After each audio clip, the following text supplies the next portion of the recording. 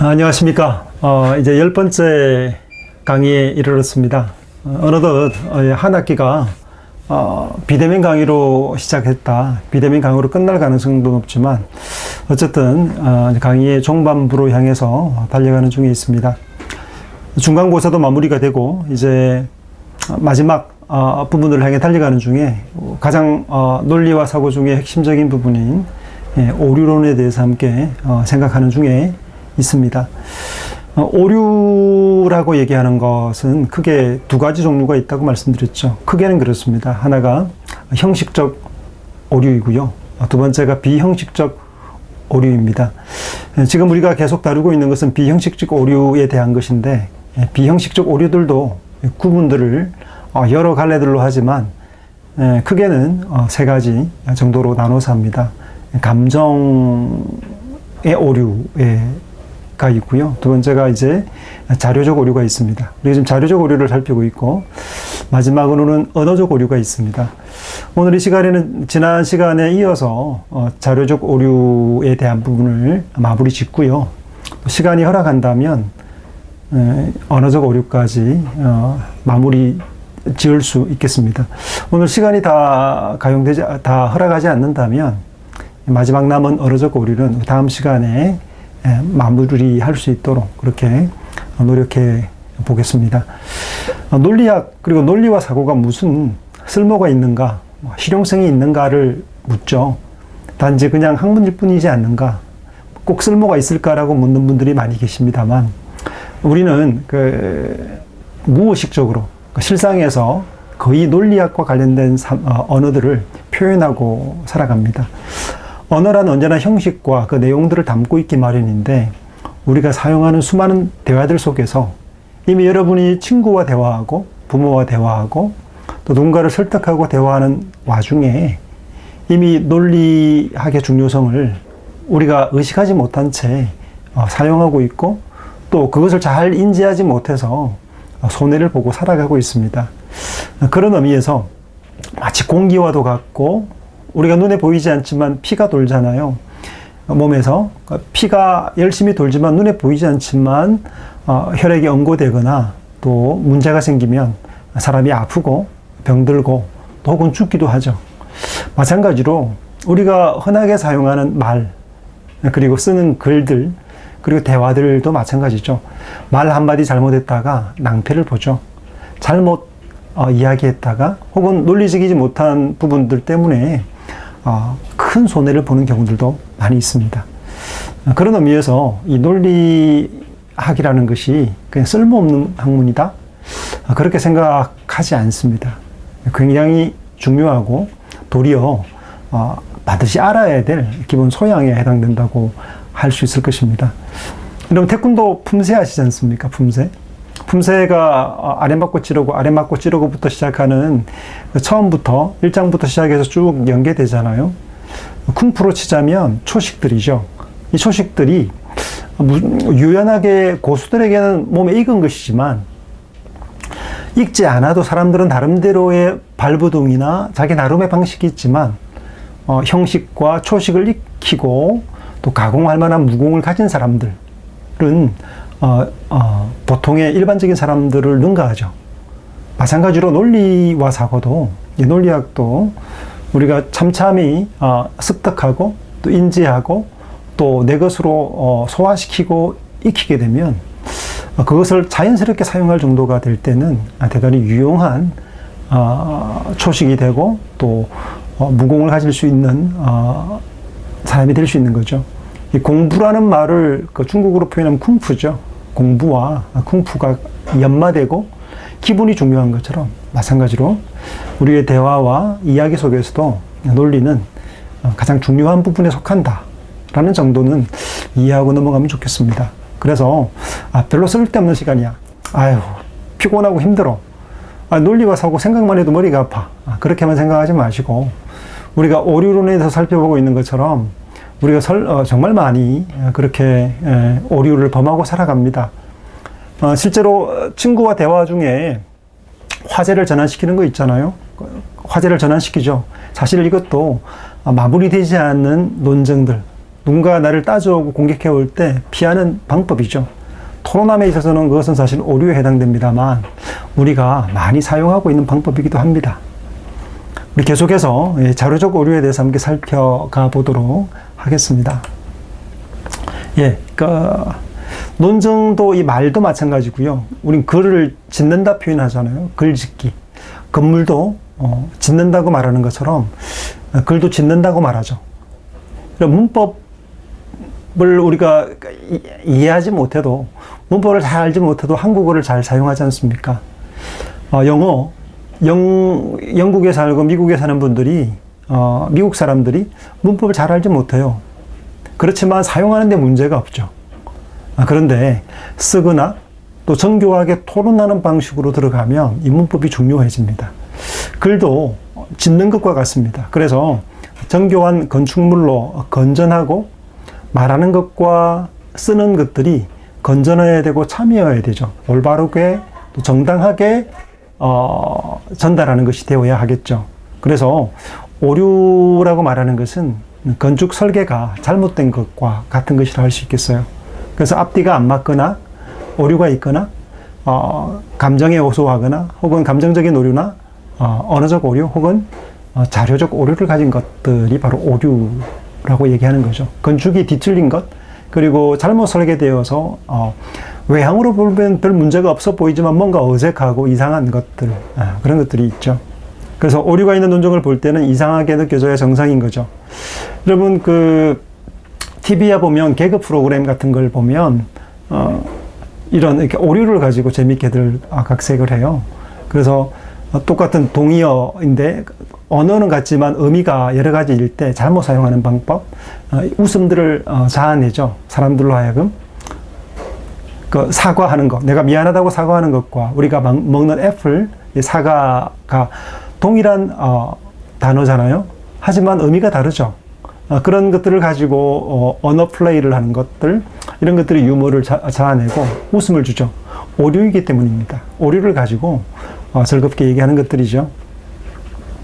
그래서 오류가 있는 논증을 보면 이거 문제가 있다라고 느끼는 것이 정상적이라고 말할 수 있겠어요.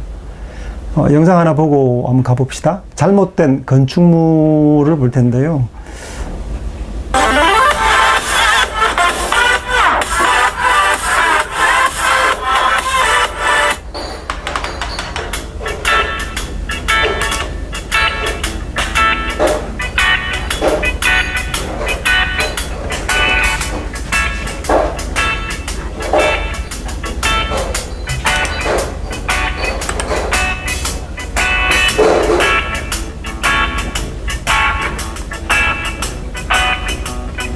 설계가 잘못됐죠? 그렇죠?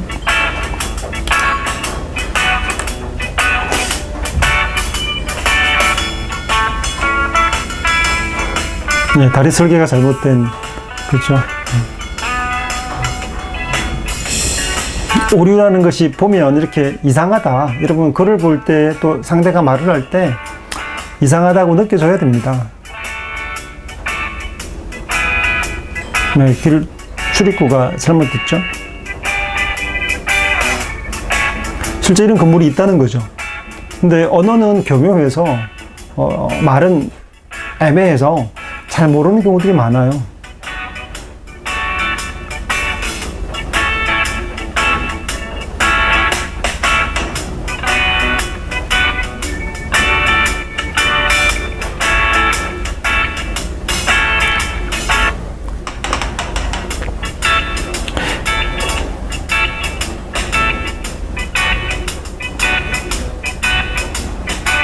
네, 기둥이 앞을 가리고 있습니다. 물이 빠져야 될 배수구가 고지대에 있죠.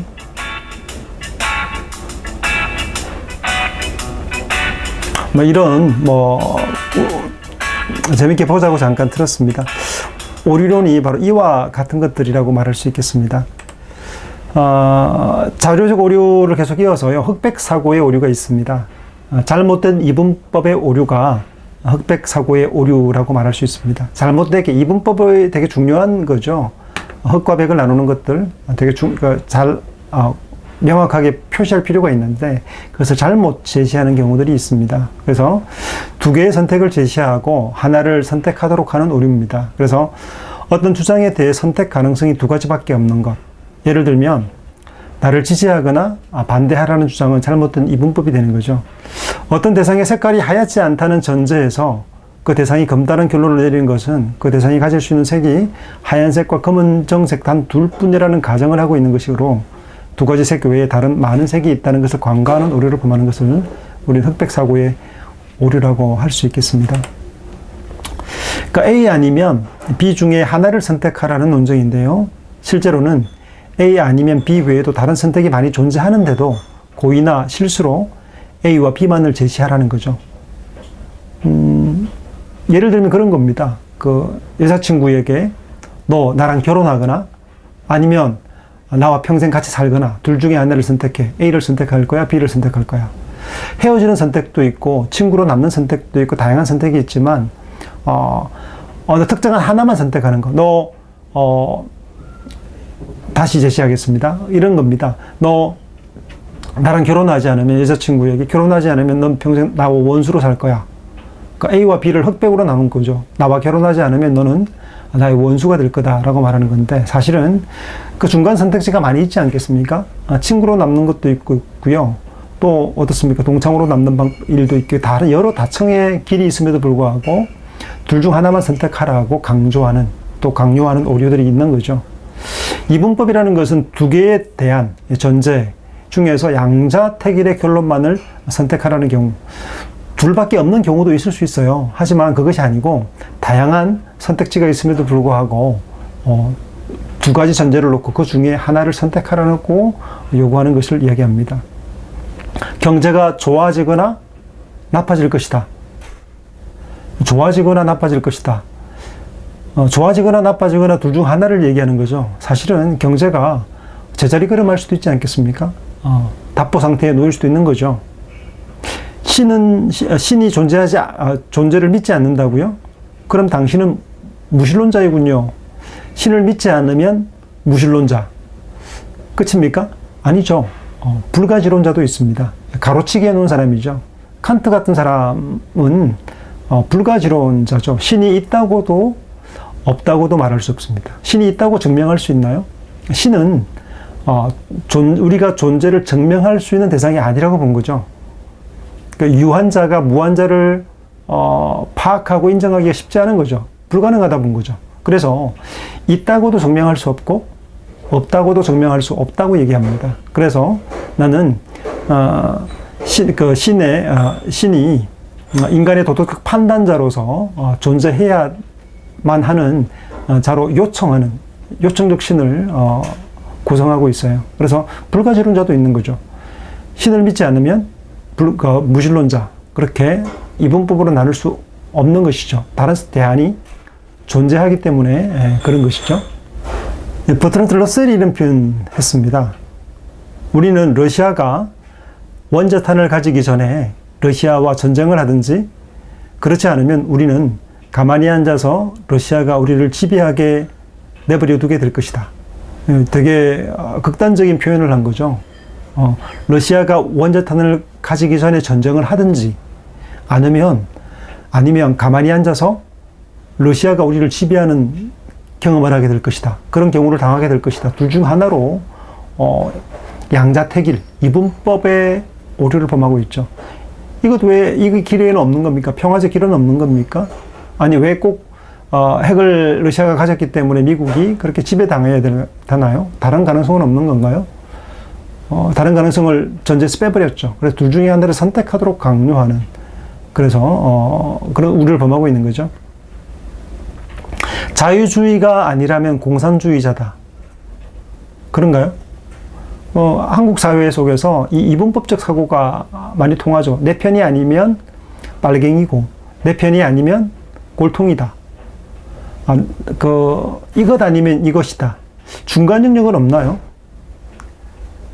좌와 우, 두 날개로 날지 못하고, 좌가 아니면 우요, 우가 아니면 좌, 중도는 없는 걸까요? 좌 아니면 우하라, 우 아니면 좌하라, 둘 중에 하나만 해야 될까요? 다른 길은 없습니까? 기든스가 표현한 제3의 길은 없는 건가요? 이런 곳에서는 압박감을 느끼죠. 내가 한 편에 속하지 않으면 다른 편의 양쪽에 의해서 고통을 당하게 될 것이라는 그런 위협들을 느끼게 되죠. 자유주의가 아니라면 공산주의다. 아니요. 사회주의도 있고요. 다양한 주의가 존재할 수 있겠죠. 네, 이런 것들이 바로 흑백 사고의 오류 혹은 양자택일을 강조받는 오류라고 말할 수 있겠습니다. 이 자료적 오류죠. 그리고 거짓 딜레마의 오류가 있습니다. 흑백 사고의 오류처럼 어떤 종류, 집합이죠. 어떤 종류의 집합의 원소가 단 2개밖에 없다고 여기고 단순 양도 논법이나 복합 양도 논법으로 추리하는 오류를 의미합니다. 무슨 말이냐고요? 예를 보면 알겠는데요. 아실 수 있겠는데요. 그가 보수주의라면 이 법안에 동의하지 않을 것이다. 그가 자유주의라면 이 법안을 수정하고자 할 것이다. 어떻든 이 법안을 원안대로 유지시키기는 어렵게 되었다. 꼭 이래 양쪽으로, 흑백처럼 양쪽으로 외에는 다른 길이 없을까요? 하지만 그런 보수주의자도 아닐 수 있고 자유주의자도 아닐 수 있는 거죠. 제3의 가능성을 배제한 것이 바로 거짓 딜레마. 이것 아니면 이것밖에 없다고 거짓 딜레마를 제시해서 둘 중에 하나를 선택해야만 되는 방식으로 강요되는 것. 이것이 바로 거짓 딜레마의 오류죠. 사실 이런 강요를 부모들이 자녀들에게 많이 합니다. 이것 아니면 이것 할래? 어린 시절에 공부 안 하면 너 가난뱅이로 산다. 정말 그럴까요? 너 공부 안 하면 불행해진다. 공부하는 것은 행복해지는 건가요? 공부하는 것과 반대의 그 행복을 놓고, 불행을 놓고 저울질하는 거죠. 그래서 공부해야만 되는, 하지 않으면 끔찍한 불행한 삶을 살 것 같은 그런 압박들을 당하죠. 흑백 사고의 오류나 거짓 딜레마의 오류를 놓고서 이야기하면 협박처럼 들리는 모습들을, 느낌들을 경험하게 됩니다. 허수아비 공격의 오류가 있죠. 허수아비의 공격의 오류인데요. 상대의 논정을 손쉽게 격파할 수 있도록 가능하면 약하게 또는 문제성이 있게 재구성하여 비판하는 오류를 말합니다. 재구성으로 왜곡한 논정과 원래 논정을 혼동하여서 원래의 논정을 실제로 반박했다고 강변할 때 발생하는 것이 바로 허수아비의 논정입니다. 그래서 논자가 공격한 것은 착각으로 만들어진 허수아비와 같기 때문에 허수아비의 공격이라고 부릅니다. 그래서 허수아비는 상대방의 입장과 외견상으로는 유사하지만 사실은 다른 명제를 가지고 공격했기 때문에 허수아비의 공격의 오류가 되는 겁니다. 그래서 허수아비 오류의 특징은 뭐냐면 제 아무리 공격한다 하더라도 아무리 많이 반박하고 설명을 하더라도 상대방의 본래 입장이 전혀 반박되지 않은 채 남는 것이죠. 부부싸움 하다 보면 아내가 전곡을 찔렀어요. 그러면 남편은 다양한 변명들을 늘어놓죠. 답변들을 통해서 내가 잘못이 없다는 것을 많이 논정하지만 아내가 물었던 그 공격했던 그 답을 요구했던 것에 대해서는 도무지 답하지 않는 것. 남편이 끊임없이 답변을 했어도 그것은 허수아비의 논정이지 공격의 논정이지 실제 논정은 아닌 거죠. 그래서 이런 예가 있습니다. 논정 예를 한번 가볼게요. 평화를 유지해야 한다. 따라서 전쟁을 해서는 안 된다. 라고 주장에 대해서 누군가가 그렇다면 저기 침입해도 가만히 있어야 한다는 말이냐? 라고 했다면 허수아비 논정의 오류를 범하는 것이 됩니다. 그러니까 평화를 유지해야 합니다. 따라서 전쟁해서는 안 됩니다. 이 논지가 뭡니까? 전쟁하지 말고 평화를 유지해야 된다는 주장이잖아요. 그런데 거기에다가 저기 침입해도 가만히 있어야 한다는 말이냐? 그 다른 가정을 전혀 다른 논제를 가지고 왔죠. 저기 침입하는 경우를 가지고서 그럼 가만히 있어야 된다는 말이냐? 이게 허수아비 논정의 오류를 범하는 것이라 할 수 있겠습니다. 상대가 주장한 내용과 전혀 상관없는 또 다른 명제, 비슷하게 보이죠. 평화와 전쟁, 그죠? 그 전쟁의 논정이 있으니까. 근데 그렇지만 다른 가정을 가져와서, 그렇다면 저기 침입해도 가만히 있어야 한다는 말이냐라는 다른 명제를 가지고 와서 따지고 드는 것, 공격하는 것, 이거 허수아비 공격의 오류라고 말할 수 있겠습니다. 그래서 논증의 명제와 다른 허수아비와 같은 환상 명제를 만들어서 공격하고 있기 때문에 그렇습니다. 한 고등학교 친구가 나에게 불만을 말했습니다. 부모님은 밤 11시까지 귀가하라고 했습니다. 이건 너무나 부당합니다. 부모님은 내가 놀거나 친구들을 만나는 것을 좋아하지 않습니다. 나의 인생을 모두 통제하고 싶어 합니다. 따라서 이것은 너무 부당하므로 나는 부모님의 귀가 시간을 지킬 필요가 없습니다. 뭐가 문제이죠? 그 부모님께서 밤 11시까지 귀가하라고 한 거잖아요. 그죠? 근데 불만을 품는데 부모님의 말에 대해서 뭐라고 비약한 거죠?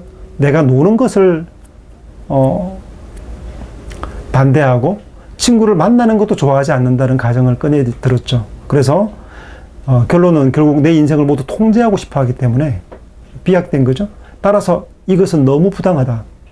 그러니까 부모님은 밤 11시까지 귀가해라 라고 말했는데 내가 노는 것도 싫어하고 친구를 만나는 것도 좋아하지 않고 그리고 내 인생을 모두 모조리 통제하고 싶어 하는 분이다 라고 거짓 환상 명제, 허수아비를 세운 거죠.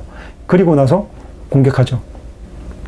친구들이 모인 가운데서 주로 이제 그 가십거리를 가지고 친구에 대한 이야기를 할 때 어떤 이야기 명제가 떠올랐을 때 그 중요한 명제에 대한 어떤 친구에 대한 특정한 얘기가 아니라 가정 명제, 환상 명제들이 주로 떠오르기 쉽죠. 그렇게 새로운 생선을 얹어 놓고 요리하고 비방하거나 험담하는 경우들이 있죠.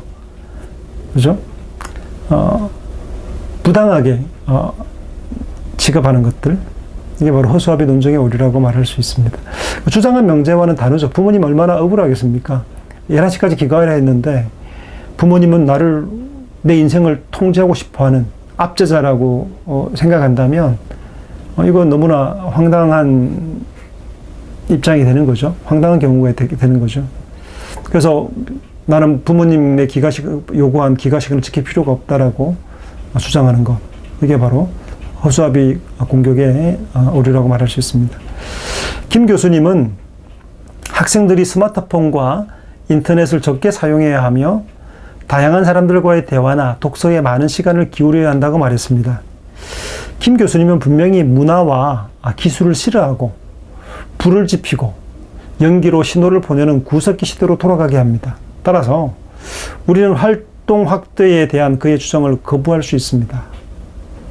이건 역시도 마찬가지로 황당하죠.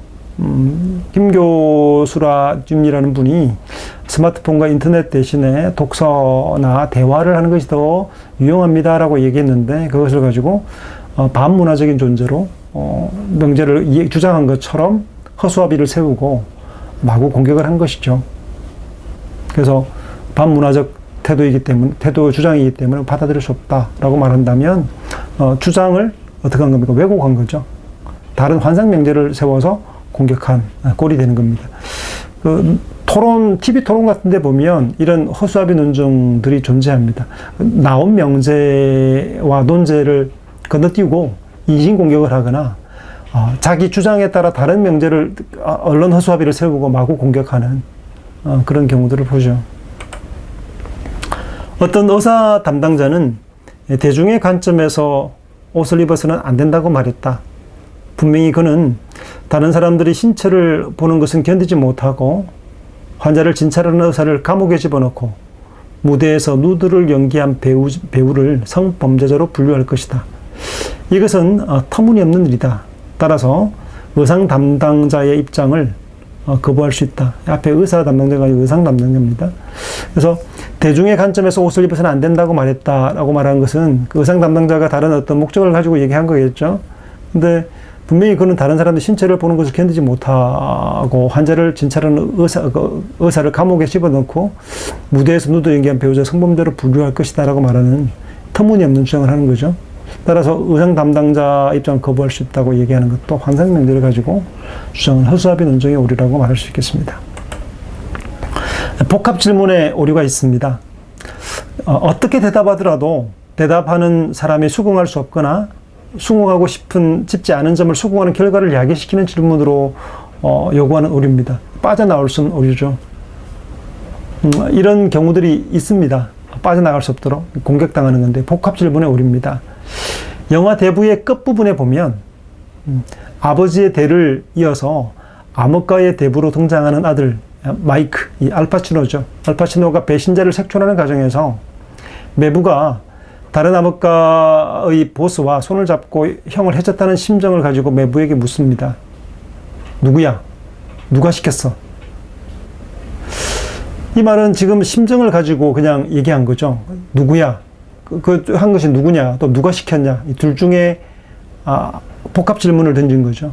이 물음에 매부는 주저하다가 바르치니라고 답합니다.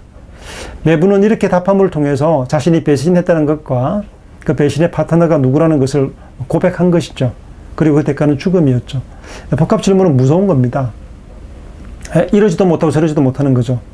복합 질문이 물어지면 전제가 깔린 것이기 때문에 단순 질문으로 나누어서 대답해야만 피해갈 수 있는 겁니다. 아주 뛰어난 그 소녀가 있었어요. 어느 나라에서 가장 뛰어난 어떤 탁월한 소녀가 있어서 어떤 왕이 그 소문을 듣고 자신이 가장 똑똑하다고 생각을 했는데 나라에서 가장 유명한 똑똑한 소녀가 있다니까 찾아갔습니다. 소녀의 집 앞에 가서 사람을 시켜서 문을 열게 합니다. 그 문을 열고 소녀가 나와서 왕에게 인사를 하니까 말에서 내리지 않은 채 소녀에게 묻습니다. 내가 지금 말에서 내릴 것 같으냐, 내리지 않을 것 같으냐. 복합 질문을 던진 거죠. 내리거나, 내리지 않거나. 둘 중에 하나죠. 소녀 입장에 생각해 보십시오. 이 둘 중에 하나인데, 복합 질문인데, 내린다고 말하면 안 내릴 것이고, 안 내릴 것이다 말하면 내릴 것 아닙니까? 어떻게 답해야 될까요? 소녀가, 뒤로 물러서서 계단 위로 한 발을 걸칩니다. 그리고 나서 되묻습니다. 제가 집 안으로 들어갈까요? 같습니까? 가지 않을 것 같습니까? 예. 복합 질문이라는 것은 오류죠. 어떤 의미에서. 이런 경우는, 심증하는 거거나 추리하거나 혹은 취조할 때 혹은 상대의 허를 찌르거나 심정을 가지고 증거를 찾아낼 때 사용하기도 하는 그런 질문들이기도 하죠. 수레를 말 앞에 놓는 오류가 있습니다. 그래서 먼저 할 일이 있고 나중에 할 일이 있는데 그 일의 순서를 혼동함을 통해서 저지르는 오류가 수레를 말 앞에 놓는 오류입니다. 말이 앞에 있어야 정상이잖아요. 그런데 수레가 앞에 있고 말이 뒤에 있으면 어떻게 되겠습니까? 일반적으로 일이 진행되는 순서를 혼동하는 것은 마치 수레를 말 앞에 놓고 마차를 몰려하는 것과 같은 어리석은 일을 가리킵니다. 우리나라 속담에 나루 건너 배 타기, 나루를 건너서 배를 타는 것, 배 타고 나루를 건너야죠. 나루 건너서 배 타는 것 우습지 않습니까? 산에 등산할 때 산에 올라갈 때 내려갈 때 스틱을 사용하잖아요, 양손에. 근데 산에 올라갈 때는 그냥 올라가고 내려와서 평지에서 스틱을 딛는다면 말이 안 되죠. 어리석음을 표현하는 것들인 거죠.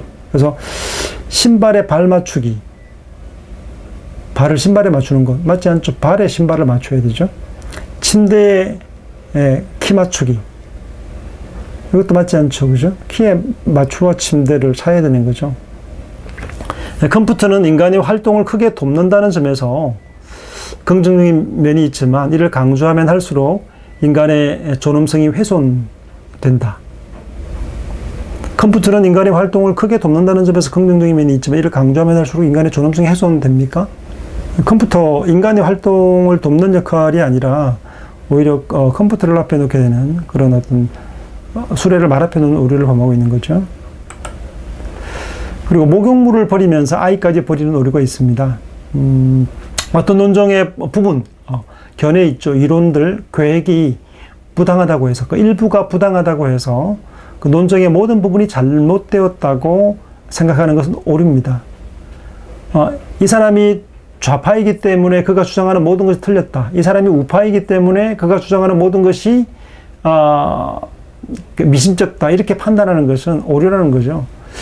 우리 속담에 빈대 잡다가 초가 삼간 태운다는 말도 유사한 오류에 대한 지적이라 말할 수 있겠는데요. 그 논정에는 그 일부가 잘못될 수 있습니다. 전제가 잘못될 수도 있고 일부가 있죠. 그러나 모든 전체가 다 오류라고 말해서는 안 되겠죠. 그래서 어느 인정할 부분들을 인정하고 또 수정해야 될 부분 수정하기를 요구하는 것들이 지혜로운 대화와 토론의 방법이지 무조건 다 상대 주장을 다 폄하하고 부정해서는 안 되는 것이죠. 잠깐 영상 하나 볼까요?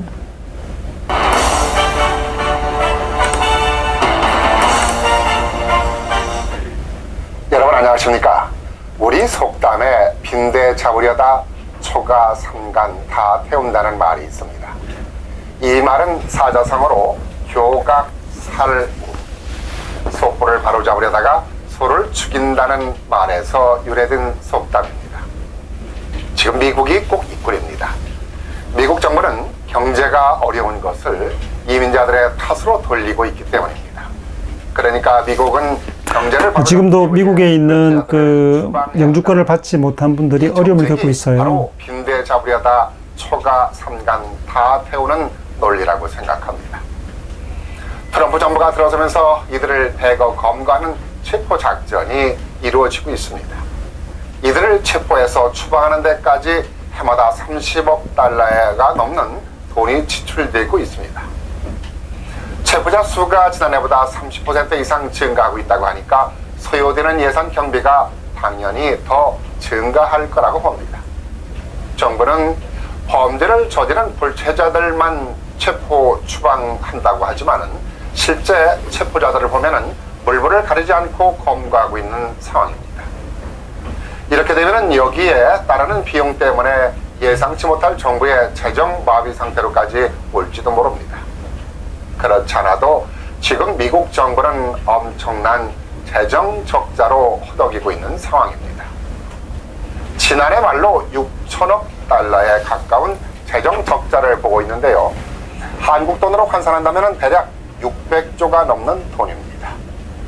이 돈은 지금 대한민국의 1년 반 예산을 쓰고도 남는 천문학적인 돈입니다. 이렇게 엄청난 재정 적자로 위기에 처해 있는 미국이 경제 회복과 재정 적자를 메꿀 수 있는 방안에는 신경을 쏟아붓지 않고 이런 쪽에 쏟아부어야 하는데도 불구하고 불체자들 탓만하면서 엄청난 예산까지 낭비하면서 빈대 잡으려다가 초가 삼간 다 태우는 일을 벌이고 있습니다. 이런 어리석은 정치 노름이 반이민 분위기로까지 나타나면서 인종혐오 범죄로까지 이어지고 있습니다. 초가 삼간을 태우는 것은 정부 예산 지출만이 아닙니다.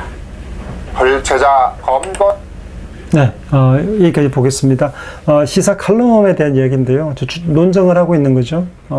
이민자 추방, 그러니까 이민자 때문에, 이민자로 인해서 직장을 잃거나 또 원래 원주민으로 속한다고 본인들이 주장하는 미국 시민권자들이 손해를 본다고 생각하는 그런 입장을 가진 거죠. 그 하나의 주장은 일부가 사실이긴 하지만 그러나 그 이민자들을 다 손해를 보는 일자리가 손해를 본다는 것이 일부 맞을 수는 있지만 그러나 모두를 다 그 어떤 이민자들이 필요한 요소라든가 꼭 사회 그 체계 속에서 꼭 필요한 부분들을 간과하고 다 추방해 버리면 미국에 살면서 유학했던 친구들 그리고 공부하는 친구들 그 미국의 미래를 내다보고 투자할 수 있는 부분들까지 다 뿌리 뽑히게 되어서 아마 이렇게 큰 손해를 입게 되는 거죠. 거기다가 여기 또 강조하고 있는 것 중에 하나가 덧대어서 비용에 대한 것까지 표현하고 있습니다. 그 추방하는 비용이 막대하기 때문에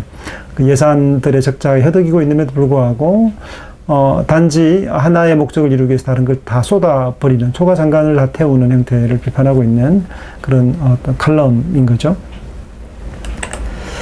예. 낙태는 허용해서는 안 됩니다. 어린 생명이 태어나 보지도 못하고 쓰레기통에 버려지는 것을 허용해서는 안 됩니다. 당신의 경우를 생각해 보십시오. 당신이 태어나 보지도 못하고 쓰레기통에 버려졌다면 어떻겠습니까? 위의 논정은 사실 연민의 호소를 논정하는 것을 오류를 범하고 있죠. 하지만 이 논정에 오류가 있는 거 분명히 맞아요. 맞습니다. 하지만 오류가 있다는 이유만으로 논정 전체를 버린다면 목욕물을 버리면서 아이까지 버리는 오류를 범하게 됩니다. 위 논정은 태아도 생명체라고 주장하는 중요한 전제가 깔려있기 때문이죠. 가치 있고 중요한 전제가 있는 거죠.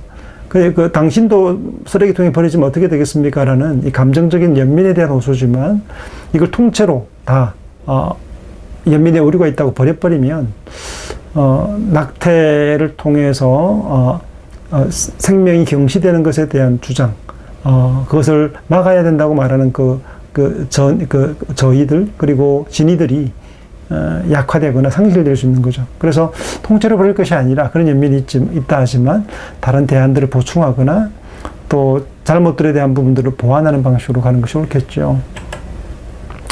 가정망각의 오류가 있습니다. 자료적 오류 가운데 가정망각의 오류는 어떤 주장이든지 그 주장이 참되기 위한 이유나 조건이 있기 마련인데 이러한 중요한 조건과 이유를 망각했을 때 범하는 오류가 바로 가정망각의 오류라고 말할 수 있습니다. 오래전에 아들과 딸이라는 연속곡이 있었습니다. 아주 오래전 얘기입니다. 인기리 방영되었고 국민 중에 많은 사람들이 이 드라마를 시청했는데요. 귀남이와 후남이라는 주인공이 나옵니다. 귀남이는 남자고요. 또 후남이는 여주인공입니다. 근데 아들을 선호했던 부모 밑에서 후남이, 딸이죠. 후남이가 고생하는 스토리인데요. 드라마에 빠져있던 독실한 기독교 신자였던 권사님이 매일 새벽 기도마다 후남이를 위해 기도했습니다. 하나님 아버지, 후남이가 불쌍합니다. 후남이가 잘 되도록 도와주소서라고 기도했다면 어떤 오류를 범하고 있는 걸까요? 이 드라마라는 가정적 세계 이야기일 뿐인데 그것을 망각하는 거죠. 현실과 그리고 사실을 구분하지 못한 거죠. 가정을 망각한 거죠. 그런 경우들이 있잖아요. 사실은 사실과 가정이 잘못되는 부분이죠. 가정을 망각해 버릴 때 일어나는 일들이 있습니다.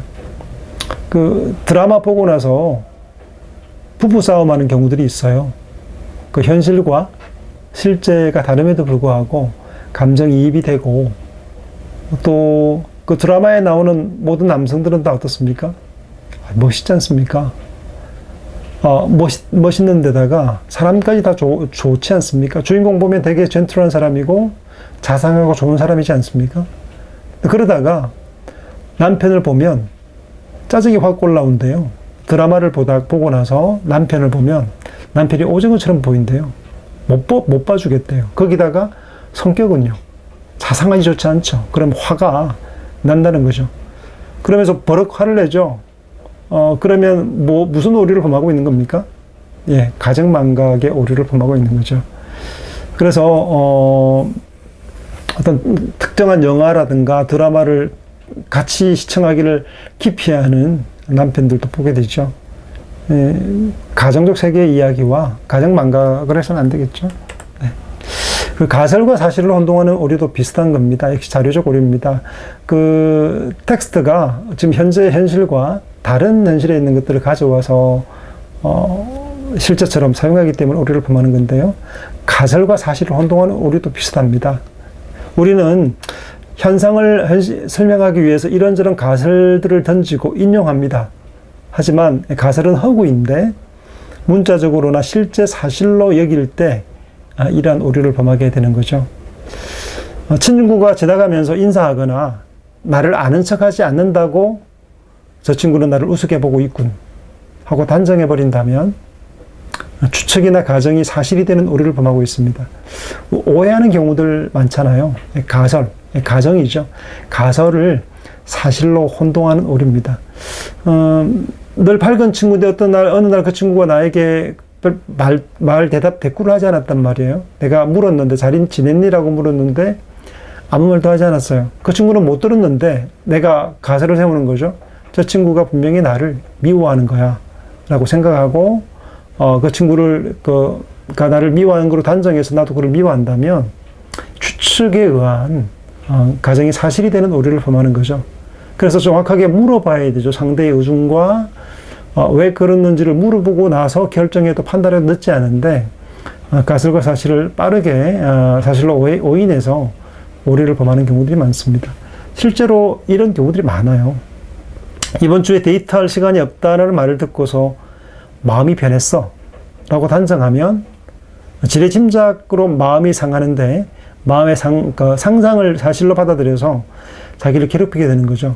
가설과 사실을 혼동하는 오류라고 말할 수 있겠습니다.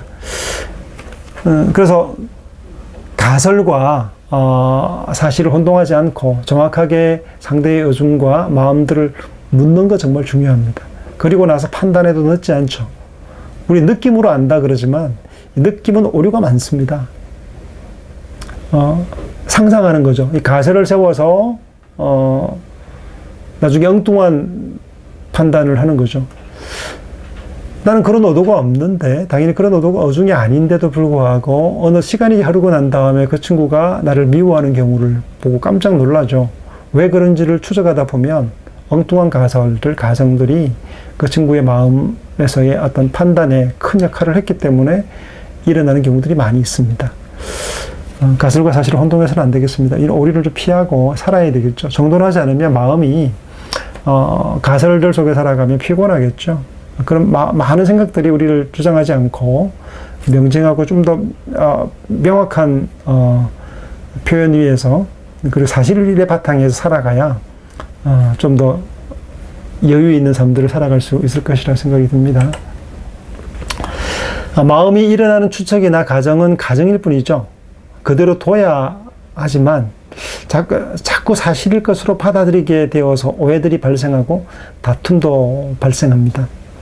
자주 볼 수 없는 사람들인 경우가 그렇죠. 그래서 전화상으로 말을 하거나 문자상으로 말을 할 경우에 오해가 남을 소지들이 있죠. 단어나 문체 그리고 이모티콘 하나도 오해를 불러올 수 있습니다. 카톡을 하다가 이모티콘 잘못 누를 수 있어요.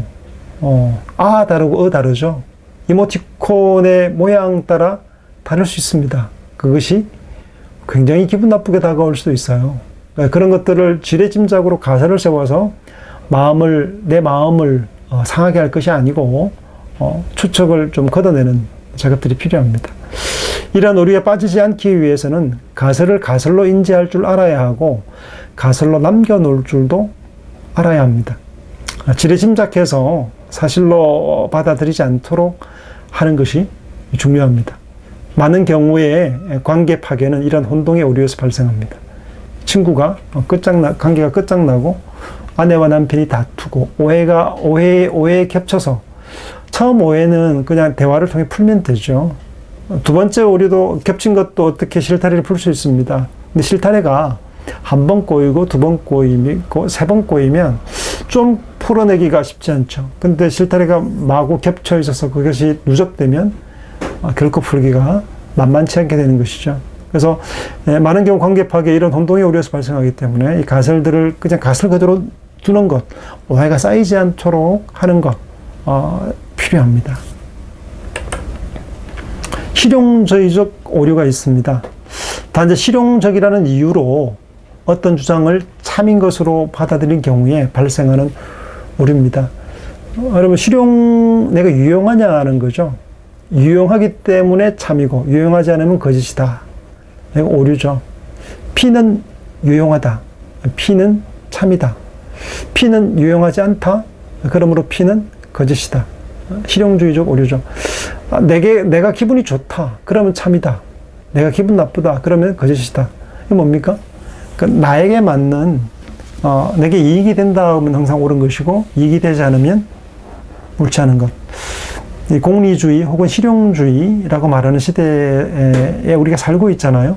많은 사람의 행복, 이익을 대변하면 나를 기쁘게 하고 나를 행복하면 옳은 것 같지 않아요?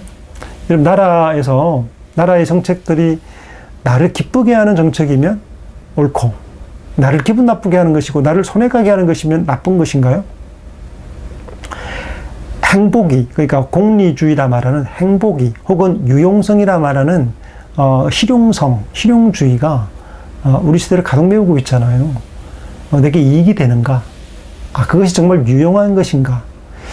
회사가 유용성에만 기업이 이익을 창출하는 것은 대단히 중요한 기업의 미덕이죠. 기업은 망하면 안 되죠. 망하지 않는 것이 미덕입니다. 그래야 그 기업에 소속되어 있는 직원들이 함께 생활할 수 있고, 또 직원들의 가족들이 부양되고 자녀를 교육하고 또 이런 다양한 형태의 어떤 역할을 할 수 있는 것, 기업이 보존되는 것 중요한 미덕이죠. 근데 기업이 유용성에만 사로잡혀서 이익의 극대화만 생각한다면, 그래서 회사원들 감원시키고 마음껏 자르고 그 이익들만을 쫓아간다 그러면 어떻게 되겠습니까? 유용한 것이 옳은 건가요? 내게 좋은 것만, 내게 항상 나를 즐겁게 하고 나를 이익되게 하는 것만이 옳다고 쫓아가는 것. 실용주의적 오류죠. 정말 유용해 보이죠. 근데 그것은 그렇기 때문에 반드시 참인 것은 아닌 것이죠. 그 공공의 이익이 된다고 해서 항상 옳은 것도 아니에요. 다수가 이익되는 것. 그죠? 많은 사람들에게 이익을 주는 것이면 옳은 건가요? 다수주의, 민주주의는 다수결의 원칙이 있지만 그것이 한계가 있어요. 다수결이 사람이 많다고 항상 옳은 것일까요? 소수의 의견도 존중되어야 하죠. 여러분, 다수가 그것을 옳다 인정하더라도 좋다고 얘기하더라도 그것이 항상 옳은 것은 아니에요. 히틀러가 집권했을 때 많은 독일의 사람들이 응원했죠. 전쟁과 어떻게 보면 아리안주의의 어떤 번성과 그리고 팽창을 지지했단 말이에요. 그래서 소수의 사람들은 반대했습니다. 이 반대가 틀린 것일까요? 아니죠. 항상 다수라고 해서 항상 옳은 것은 아니에요. 그 50 정부 때 반대했던 사람들, 그리고 정책에 대해서 반대했던 사람들, 거기 보면 그 작전 화려한 후위를 작전을 할 때 반대하고 거기에서부터 제외되고 불이익을 입었던 사람들이 존재했잖아요. 군인들 가운데도. 그 소수의 의견은 그 당시에 어떤 국가의 어떤 쿠데타를 행한 정부에게 유용하지 않기 때문에, 그 대의에 옳지 않기 때문에 틀린 것일까요? 그렇지 않은 겁니다. 그래서 유용하다고 하는 항상 옳은 것은 아닌 거죠. 우리의 삶이 죽음으로 완전히 끝나고 그래서 죽음 후에는 아무런 희망도 없다는 것은 인간으로서 도저히 견딜 수 없는 일이다. 까미의 이방인에 나오는 표현입니다. 사후세계가 존재해야만 하는 이유를 이야기하고 있습니다. 우리의 삶이 죽음으로 완전히 끝나고 그래서 죽음 후에는 아무런 희망도 없다는 것은 인간으로서는 도저히 견딜 수 없는 일이다. 사후가 존재해야 되는 것이 인간의 의미를 위해 존재해야 된다. 유용성에 깃대어 있는 거죠. 사후세계가 존재하는 일은 여러모로 유용한 것이 사실입니다만, 왜냐하면 삶의 허무감도 달래주고요. 사후 심판에 대한 의식으로 많은 악행도 예방할 수 있을 것입니다. 그러나 이러한 유용성이 사후세계 존재를 증명하는 전제가 될 수 있는 것은 아닌 것이죠. 그런 의미에서 칸트의 신존재 증명 역시도 인간의 도덕적 행위에 대한 판단자를 전제하는 것, 요청하는 것 역시도 어떤 의미에는 도덕적 담보, 유용성을 넘어서는 것이기도 합니다만, 어쨌든 이런 방식에서의 어떤 문제제기가 있을 것이라고 생각이 듭니다. 논점 일탈의 오류가 있습니다. 그러니까 무관한 결론의 오류인 거죠. 어떤 사람이 어떤 논점을 뒷받침하기 위해서 제시한 전제들이 사실은 다른 논점을 뒷받침하고 있을 경우에 논점 일탈의 오류를 범하고 있다고 말할 수 있습니다. 논자가 원래 답하고자 했던 논의의 중심 문제가 아닌 엉뚱한 문제로 향할 때 논점 일탈의 오류를 범하게 됩니다. 기여입학 제도의 도입이 적절한가를 논의하는 자리에서 일부 사립대학의 재단 비리를 거론하면서 비리의 원인을 족벌 운영에 있다고 진단하고 비리 건절 대책을 제시하는 것은 논점 일탈의 오류의 한 예라고 할 수 있을 것입니다. TV 토론 보면 여러분 이런 것 유의해서 보시면 재미있게 볼 수 있을 것입니다. 그래서 어떤 그 주제가 있는데 그 주제의 논점에서 일탈하는 거죠. 무관한 결론으로 이끌어가는 오류들이 있는 것이죠. 기업입학 제도에 대한 그 입시에 대한 문제, 그리고 그 입시 제도가 도입되는 것에 대한 문제, 기업입학 제도의 문제를 논의한 자리에서 약간 유사해 보이긴 합니다만 논점이 다르죠. 재단 비리, 그리고 사립대학 재단 비리의 원인을 족보로 운영했다라고 막 얘기한다 그러면 논점에서 완전히 벗어나 있는 거죠. 뭐 대화 중에 보면 논점 일탈의 대화가 많이 나눠지죠. 우리 사오정은 넣게 되는 건가요? 어쨌든 그 엉뚱한 얘기들을 계속 펼쳐나가고 빗나가는 대화들 있죠. 내가 이야기하고 있는 논점에서 벗어나서 다른 이야기로 확대되어 가는 경우, 이것들이 바로 논점 일탈의 오류라고 할 수 있겠습니다. 우리의 대화 속에도, 토론 속에서도 많이 자세히 지켜보면 많이 범하고 있는 오류라고 할 수 있습니다. 대화 중에 곤란에 처할 때 논점 일탈을 통해 돌파구를 찾는 수단이 되기도 합니다. 아내의 경우, 아내의 날카로운 논점에서 도망해야 될 때 저도 사용합니다. 왜냐하면 일단 피해야 되죠. 피할 구멍이 없을 때 어떻게 해야 됩니까? 논점 일탈을 해야죠. 빨리 논점에서 벗어나야 숨을 쉴 수 있죠. 안 그러면 도망갈 곳이 없어요. 날아오는 칼날 앞에서 꼼짝 못하죠. 언론 방패로 막을 수 없을 때는 언론 논점 일탈을 통해서 벗어나야죠. 많이 사용하는 거잖아요. 유용하기도 하죠. 하지만 논쟁의 장에서, 토론의 장에서 이렇게 하면 논점 일탈로 지적받게 되겠죠. 논점 일탈에 대한 오류를 알지 못하는 상대라면 유용하게 아주 쉽게 벗어날 수 있을지 모릅니다만, 논점에서 일탈하지 마십시오라고 지적당하면 꼼짝 못하게 되겠죠. 오늘 그 자료적 오류를 마무리 짓고요. 언어적 오류까지 마무리 짓고 싶은 마음이 있는데 시간이 벌써 이렇게 흘러가 버렸네요. 예, 언어적 오류는 우리 오늘 다 다루고자 했는데 다음 시간에 다루도록 하겠습니다. 여기까지 수고하셨습니다. 다음 시간에 뵙겠습니다.